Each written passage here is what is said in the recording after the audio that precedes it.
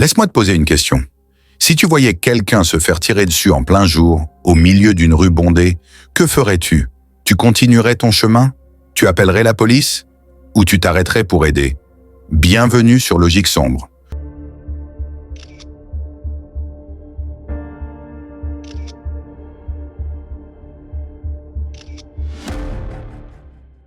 Le 20 avril 2022, à Minneapolis, des dizaines de témoins ont été confrontés à ce choix. Ce jour-là, une scientifique judiciaire, une femme dont le métier était justement de résoudre les crimes, s'est retrouvée de l'autre côté du ruban jaune, abattue de plusieurs balles en plein parking, sous les yeux indifférents des passants. Mais ce qui rend cette affaire unique, ce n'est pas seulement la violence de l'attaque, c'est la complexité du mystère qui a suivi. Comment identifier un tueur quand les témoins ne savent même pas dire s'il s'agissait d'un homme ou d'une femme? Quand les caméras de surveillance filment tout, sauf le visage? Et quand le suspect le plus évident possède un alibi en béton? C'est l'histoire de Nicole Lenway, une experte en criminalistique qui passait ses journées à débusquer les meurtriers, jusqu'au jour où elle est devenue la victime d'un crime presque parfait. Le 20 avril 2022 semblait être un mercredi comme les autres pour Nicole. Âgée de 33 ans, cette analyste de scène de crime travaillait depuis des années pour la police de Minneapolis. Son quotidien? Examiner des preuves, comparer des résidus de balles, reconstituer les drames des autres. On pourrait croire qu'à force d'analyser la violence, on apprend à la sentir venir. Mais la réalité, c'est que le danger ne prévient jamais. Il se cache derrière la routine, il observe, il attend. Ce soir-là, Nicole quittait le travail pour aller chercher son fils de 5 ans, Callahan, au centre de visite surveillé FamilyWise, sur University Avenue.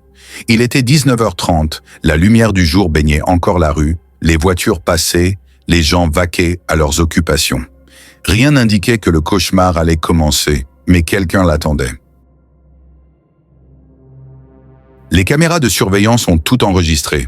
Un pick-up noir, Dodge Ram, sans plaque, tournait en rond dans le quartier.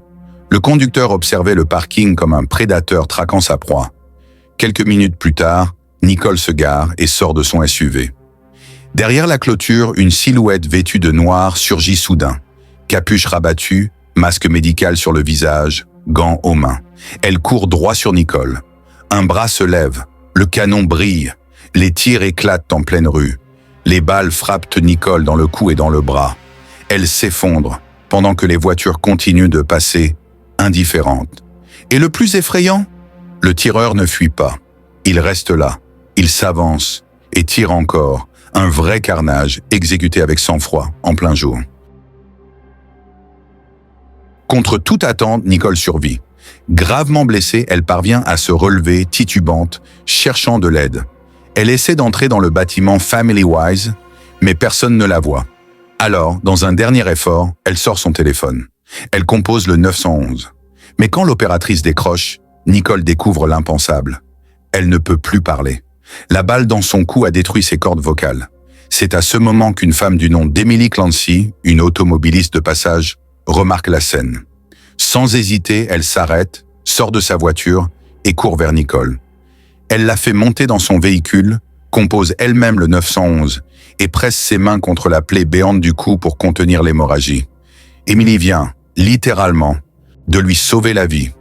À l'hôpital, les médecins découvrent à quel point le miracle est mince. La balle est passée à moins d'1 millimètre de l'artère principale, un seul millimètre entre la vie et la mort. Pendant que Nicole lutte pour sa survie, la police interroge le personnel du centre FamilyWise et découvre un détail troublant. Au moment de la fusillade, l'ex-compagnon de Nicole, Timothy Aker, était justement à l'intérieur du bâtiment. Il y voyait leur fils dans le cadre d'une visite surveillée. Impossible donc qu'il soit l'auteur du tir. Il a un alibi solide, validé par plusieurs témoins. Quand les enquêteurs l'interrogent, Tim joue la carte du père inquiet. Il se plaint d'être victime du système, accuse la justice, se lamente de ne pas voir assez souvent son fils. Et surtout, il oriente la police. Vous savez, avec son métier, Nicole a dû se faire des ennemis. Elle a traité des affaires dangereuses. Peut-être un règlement de compte? Une hypothèse pratique. Trop pratique. Pour comprendre cette affaire, il faut remonter 10 ans en arrière. 2012. Nicole rencontre Tim dans une salle de sport. Il enseigne le taekwondo. Charismatique, sûr de lui, admiré par ses élèves, il dégageait cette aura de maître qu'on ne questionne pas.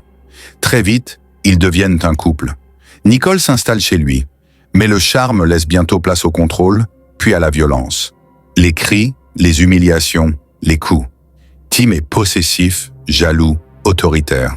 Quand Nicole tente de partir, il la tire par les cheveux pour la ramener de force. En 2015, elle trouve enfin la force de fuir. Quelques semaines plus tard, elle découvre qu'elle est enceinte. Elle décide d'élever Callahan seule. La justice lui accorde la garde exclusive après avoir constaté les comportements abusifs de Tim. Mais les tyrans ne lâchent jamais complètement leurs victimes. Pendant un temps, la situation semble s'apaiser. Tim obtient un droit de visite surveillé. Nicole reconstruit sa vie. Elle rencontre Donovan Ford, un agent de police. Donovan est tout l'inverse de Tim, calme, honnête, protecteur. Leur relation se construit sur le respect et la confiance. Pour Tim, c'est une humiliation. L'idée qu'un autre homme puisse aimer sa femme et élever son fils est insupportable. Alors il recommence à harceler Nicole. Plainte après plainte, accusations mensongères, procès fabriqués, jusqu'à l'ignoble. Il pousse leur fils à mentir. Il lui fait dire que Donovan aurait abusé de lui. Quand les enquêteurs interrogent le petit garçon, il avoue doucement « Papa m'a dit de le dire. Comme ça, je pourrais rester plus longtemps avec lui. » Les accusations tombent à l'eau, mais le mal est fait. Tim, humilié par la justice, veut se venger. Et cette fois, il ne compte pas s'y prendre seul. Chapitre 7. La disciple. Voici Colleen Larson. Quand Nicole quitte Tim, une jeune fille de 18 ans emménage dans la maison. Colleen n'est pas une inconnue. Elle est l'une de ses élèves. Tim l'a connue à 12 ans. À cet âge, il lui enseignait la discipline, la force, la loyauté. Elle le voyait comme un modèle, un héros. En réalité, il la façonnait. Année après année, il l'a conditionnée à obéir, à l'admirer, à dépendre de lui. À 18 ans, elle s'installe chez lui. À 19, elle partage son lit. Mais elle continue de l'appeler maître à hacker. Pendant 7 ans, elle vit à son service. Elle cuisine, nettoie, s'occupe du petit Callahan pendant les visites. Elle espère qu'un jour il l'épousera. Mais pour Tim, elle n'est qu'un instrument. Chapitre 8. Le complot. Quelques jours avant l'attaque, Tim et Colleen sont filmés au gymnase. Ils échangent leurs véhicules. Tim prend sa Jeep et se rend au centre FamilyWise, assurant son alibi. Colleen, elle, prend le Dodge Ram. Les caméras la captent ensuite sur le trajet du crime. On la voit rôder dans le parking, attendre, puis fuir après la fusillade. Le lendemain, Tim nie tout. Il prétend que le véhicule filmé n'est pas le sien, car ses autocollants Superman n'apparaissent pas sur la vidéo. Mais l'enquête révèle qu'il les a collés après le crime. Les preuves s'accumulent. Le GPS du camion retrace chaque déplacement. Les données Wi-Fi du véhicule, les caméras de KFC où Colleen s'arrête avant le meurtre. Chaque détail numérique raconte la même histoire, celle d'une traque méticuleuse. Chez eux, les enquêteurs découvrent des armes à feu. Toutes, sauf une. La fameuse arme de calibre 381, celle utilisée pour tirer sur Nicole. Mais ils trouvent les douilles correspondantes, identiques à celles retrouvées sur la scène du crime. Arrêtée, Colleen garde d'abord le silence. Puis petit à petit, elle cède. Elle avoue « C'est moi qui ai tiré ». Mais quand on lui demande qui a eu l'idée, elle répond faiblement « Tim ». Malgré tout, elle continue de le défendre. Elle dit qu'il ne savait rien, qu'elle a agi seule, qu'elle voulait protéger Callahan des abus dont Tim parlait. Elle croyait sauver un enfant. Elle ne faisait que servir le monstre qu'il avait façonné. Les enquêteurs découvrent alors un fait terrifiant. Quelques mois avant la fusillade, Tim avait offert 50 000 $ à un ami pour tuer Nicole. L'ami avait refusé. Colleen, elle, l'a fait gratuitement, par amour. Le procès de Timothy Hacker est un spectacle d'arrogance. Il ne témoigne pas, n'appelle aucun témoin. Son avocat répète « Prouvez-le » et les procureurs le font. GPS, vidéo, munitions, aveux, harcèlement, tentatives précédentes. Tout pointe vers lui. Le verdict tombe. Coupable de tentative de meurtre au premier degré. 18 ans de prison. Lors de l'audience, Nicole, désormais Nicole Ford, mariée à Donovan, s'adresse au tribunal. Elle demande que son visage ne soit pas filmé, et d'une voix brisée, elle déclare « Cela fait plus de 5 ans que je vis dans la peur, sous les menaces, après 5 autres années de violence et d'abus.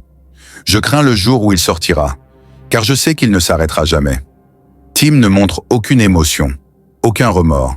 Il parle encore de complot, de mensonges, comme si tout cela n'était qu'une erreur judiciaire. 2 semaines plus tard, Colin Larson plaide coupable à son tour. Le juge reconnaît son endoctrinement, mais rappelle une vérité fondamentale. Madame Ford est en vie non pas parce que Miss Larson a renoncé au meurtre, mais parce qu'elle a échoué. Colin écope de 16 ans de prison, 2 de moins que son maître, après 5 autres années de violence et d'abus.